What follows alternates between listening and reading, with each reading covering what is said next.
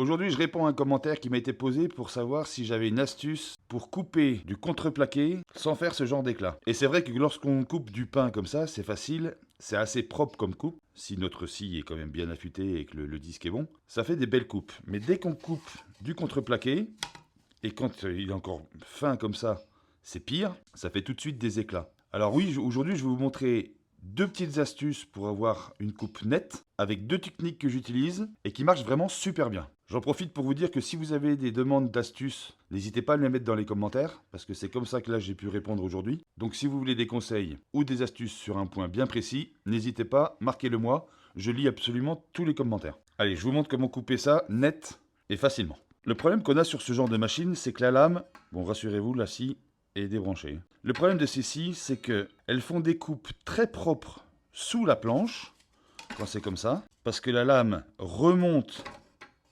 vers le haut. Donc dessous, généralement, c'est super propre.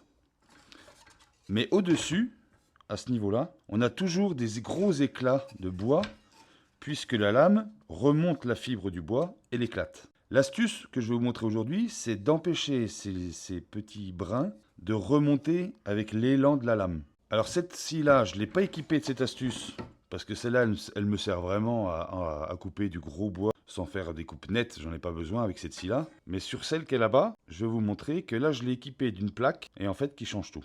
Donc la première astuce sur ce genre de machine-là, que je vais vous montrer, consiste à mettre une plaque dessous, comme ça. Ce qui fait que quand on règle bien la profondeur, la lame de scie vient frotter sur ce contreplaqué-là et empêche les fibres de remonter. On a donc un effet de plaquage à ce niveau-là. Je vais essayer de vous montrer précisément.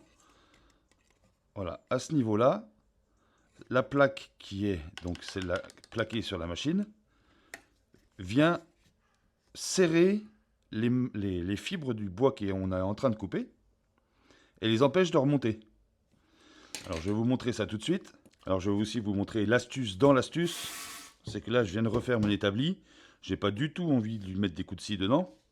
Donc j'utilise du polystyrène expansé comme ça, qui va me servir de planche martyre en fait. Je pose ma planche à couper dessus. Voilà. Sans oublier de bien régler la profondeur, hein, parce que si on est plus profond que ça, ça sert à rien. On va venir taper dans l'établi. On règle la profondeur, pas trop haut, pas trop bas. Et là, je vais le faire bon, un peu à la main levée, mais regardez.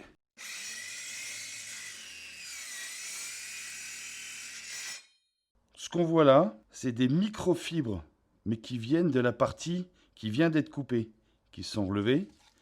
Vous prenez un taquet ponceur, vous faites comme ça, et c'est fini.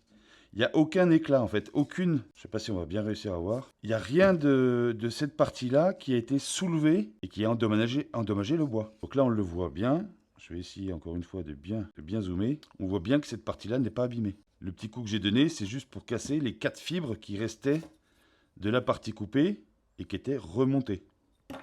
Donc cette partie-là est nette et intacte. Maintenant, je vais vous montrer une petite astuce qui sert à couper les planches de contreplaqué nettes quand on ne veut pas s'embêter à faire une plaque comme ça. Parce que l'inconvénient de cette plaque-là, c'est qu'on supprime le carter de protection. Donc il y en a qui ne préfèrent pas. Et du coup, on ne peut pas utiliser cette technique-là. Donc si vous voulez garder le carter de protection, je vous montre une autre technique qui est assez connue, mais qu'on a tendance à oublier quand on veut bricoler assez vite. L'astuce, et dites-le moi en commentaire si vous connaissiez, mais l'astuce consiste à mettre du scotch. Mais vous allez voir le résultat. C'est un résultat qui est acceptable quand on bricole. Voilà. Et regardez ce que ça donne.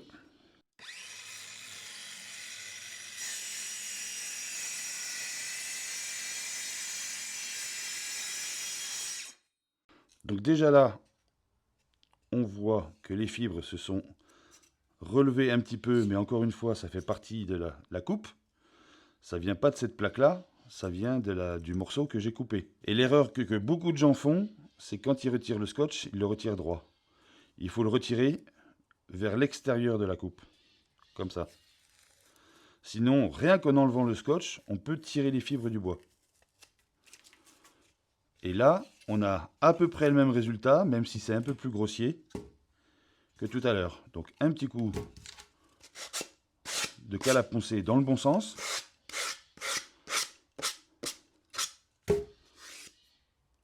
Et on a une coupe nette. J'espère que ça se voit bien à la caméra. Mais on a une coupe très nette. Si on n'utilise ni le scotch, ni la cale qui a sous la scie, toutes les fibres vont se relever et ça fera pas un bon travail. Maintenant, je vais vous montrer pourquoi ceux qui font un joint de filasse ou du téflon ont bien souvent une fuite juste après qu'ils aient bien tout fini. Je vais te montrer les erreurs qu'il ne faut surtout pas faire avec ce genre de produit. C'est un produit qui est très utilisé en plomberie par tous les professionnels pour faire des joints d'étanchéité sur des raccords filetés comme celui-là, ou en laiton d'ailleurs, ça marche aussi très très bien.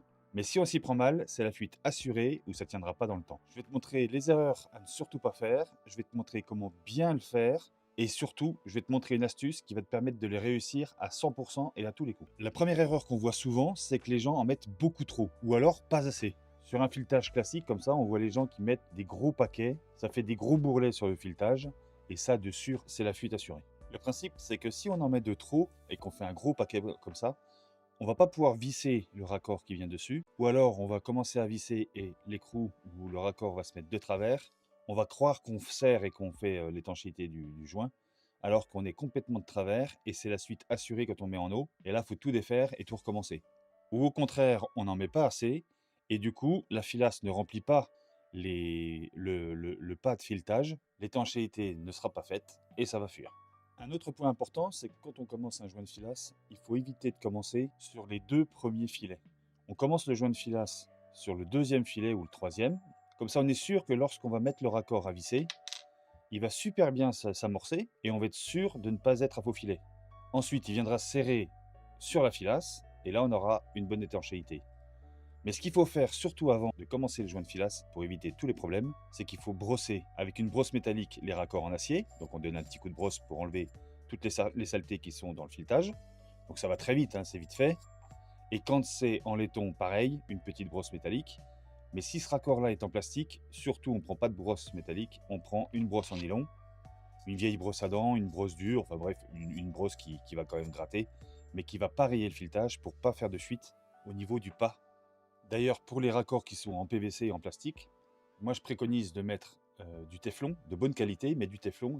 Pour ce qui est de la filasse, moi je prends un morceau de filasse par rapport au diamètre, bien sûr, du filetage plus ou moins long, mais je prends à peu près 30 cm. On le casse. Ce qu'on va faire, c'est qu'on va tourner dans les sens des aiguilles d'une montre pour que lorsque l'on visse le raccord, la filasse vienne se serrer sur le filetage et qu'on ne soit pas à l'envers du filetage. Si on tourne dans le sens inverse des aiguilles de montre, on va pousser la filasse en serrant le raccord. Un petit conseil avant de commencer le joint de filasse, je vous conseille de rayer le filetage. Vous prenez une scie à métaux si vous l'avez, et vous venez gratter comme ça. Voilà. On vient gratter le filetage, ce qui va permettre à la filasse de bien accrocher et qu'elle ne glisse pas quand on va venir serrer. Sur le laiton, c'est pareil, hein, on peut utiliser ça, on peut utiliser une lame de scie à métaux. On peut aussi le faire avec une pince multiprise. On fait comme ça et on vient gratter comme ça. C'est moins pratique, mais si on a que ça sous la main, voilà, ça marche très bien.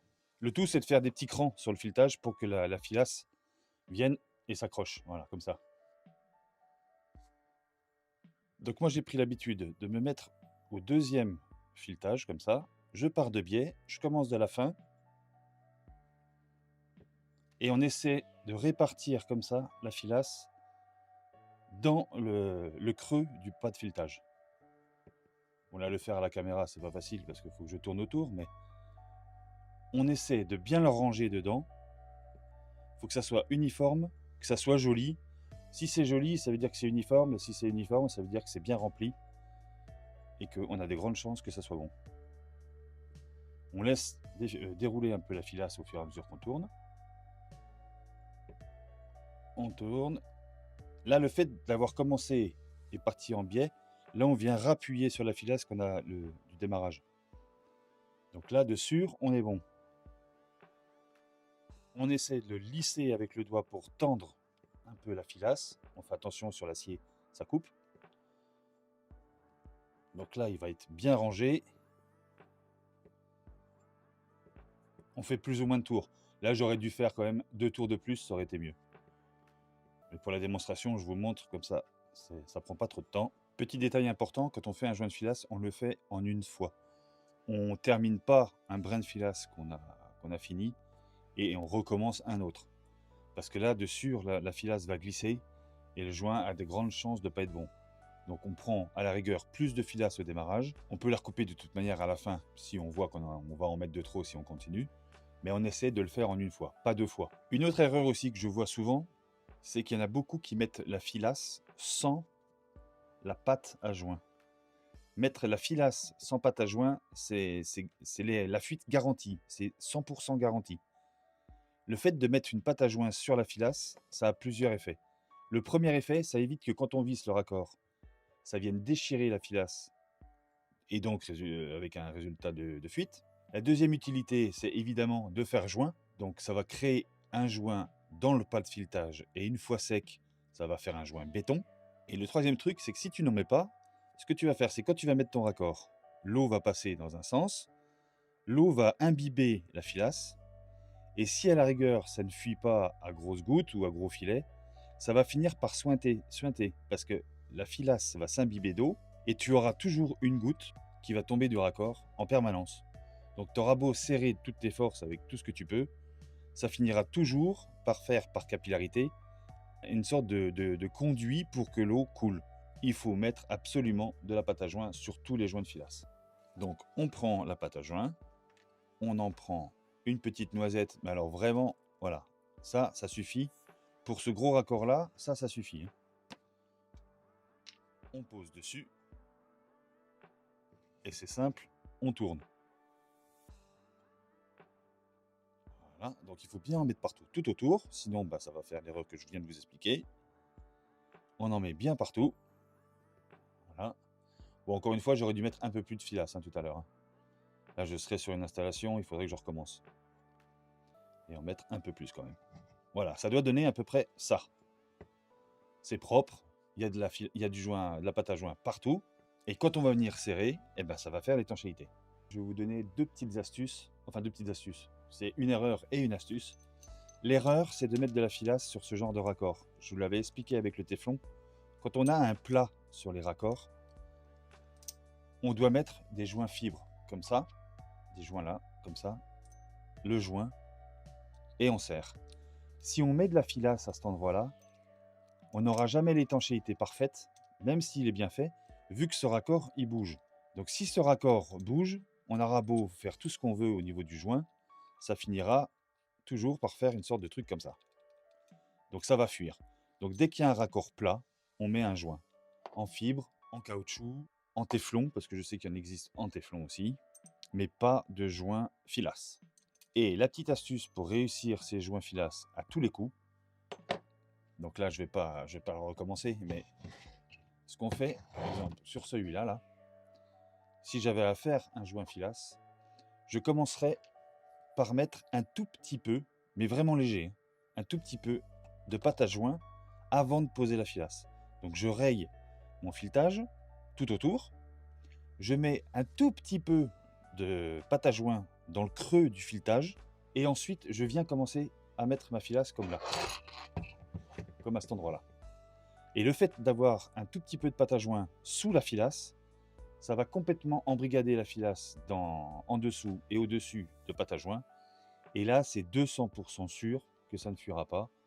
Et il n'y aura même pas besoin de forcer. Ça va aller tout seul pour serrer le filetage, le raccord. Et on aura un résultat bien meilleur et bien plus facile à faire. La filasse va coller sur la pâte à joint et ça sera d'autant plus facile à le poser.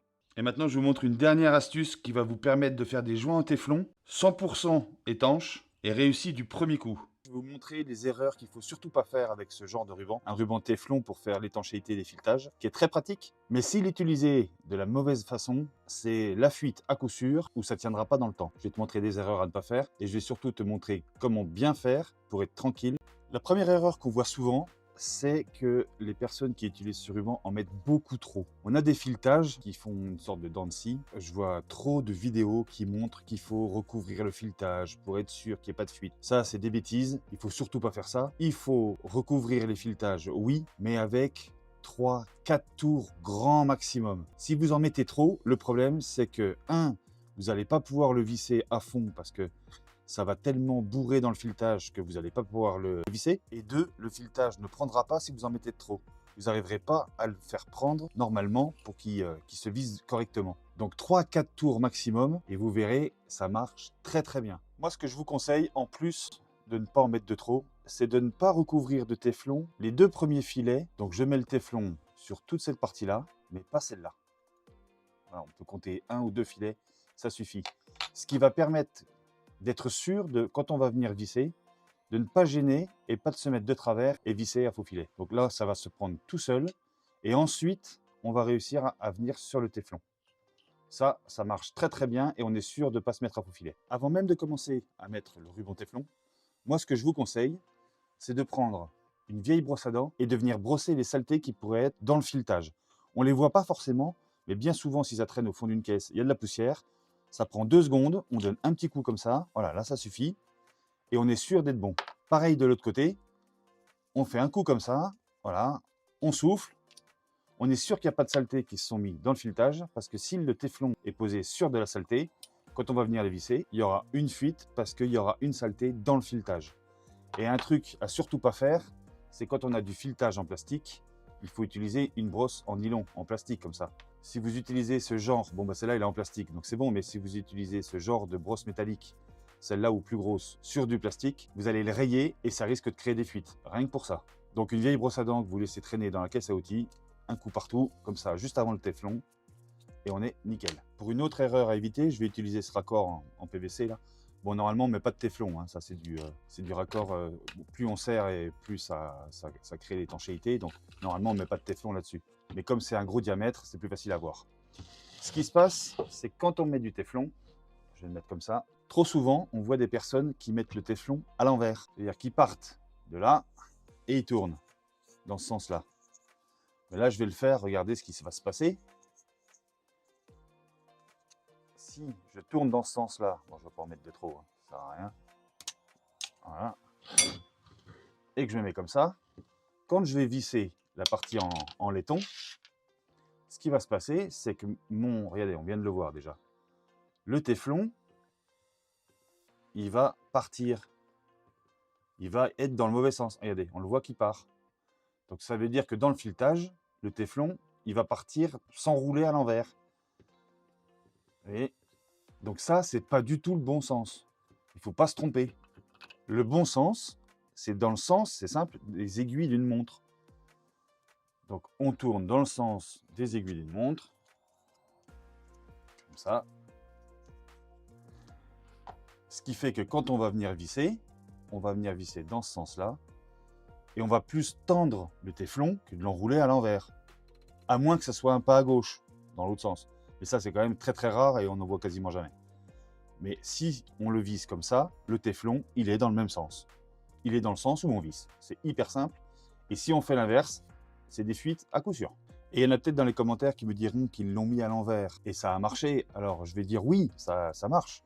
Jusqu'au jour où ça fuit. Donc tant que ça fuit pas, ben, ça marche. Mais de sûr, il y aura une fuite. Maintenant, je vais vous donner une petite astuce dans l'astuce.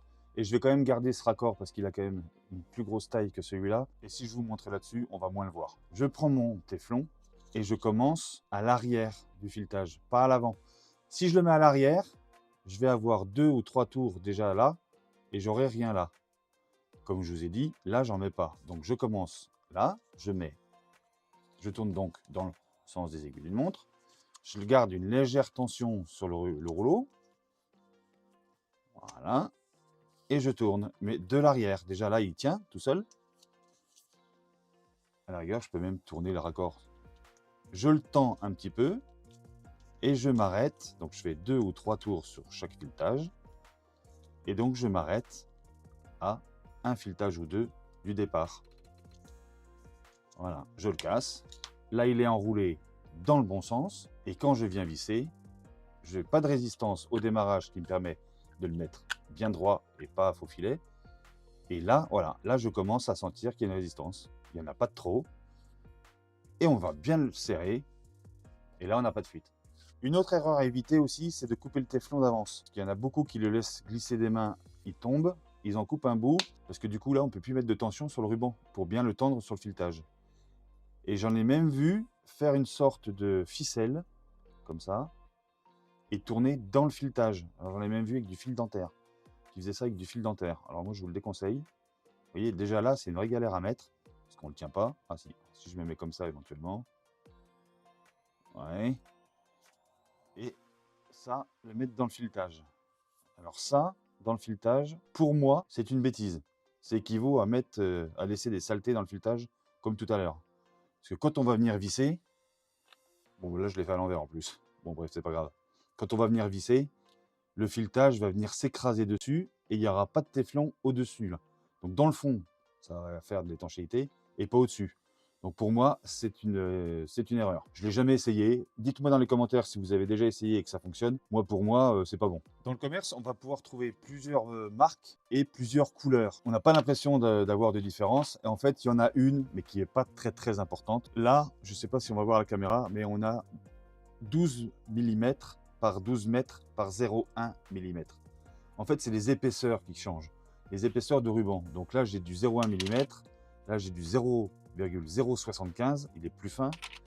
Et ça, c'est du... alors, c'est plus en millimètres, c'est en grammes au centimètre cube. Ok, donc ça, c'est pour tout ce qui est irrigation. Donc celui-là, il est plus épais. Et celui-là, il est plus large. Donc quand on veut faire à la rigueur de l'arrosage, on prend du gros et bien épais, parce qu'on a des filetages qui sont beaucoup plus profonds et beaucoup plus épais.